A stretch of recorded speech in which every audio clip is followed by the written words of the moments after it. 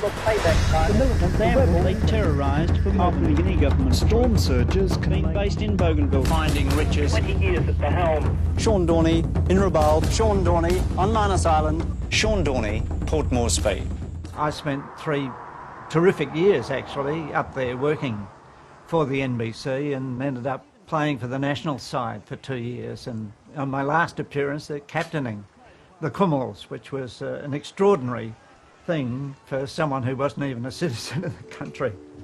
And the best thing I ever did in my entire life was meet this one here.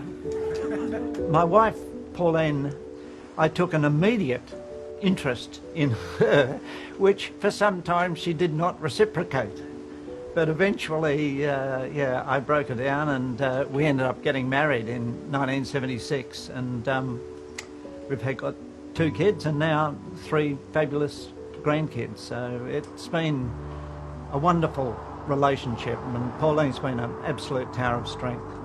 As a journalist, being there in those years leading up to independence and then immediately after, that was when I was working for the NBC. I just found it to be just an absolutely, bewildering but fascinating and interesting place. There was a real sense of expectation and hope. It was, a very, very exciting time, and I got to travel around, the country with some of the leaders. I got to know Michael Somare and Julius Chan, Yimbaki Okuk. I don't think I met one of those significant Papua New Guinean leaders who I didn't like. I, got to know Michael Somare really well. His political party, the Pangu Party, was relatively strong, but when you think of it in Australian terms, the Pangu Party never had more than about 1/4 or 1/5 of the seats. So putting together governments in Papua New Guinea requires an enormous amount of coordination and urging and talking to other leaders, and putting coalitions together is something that Somare was, a master at. It was confusing, actually. I don't think a lot of people really understood just what independence was about, and I think there was a lot of apprehension about the country, this time.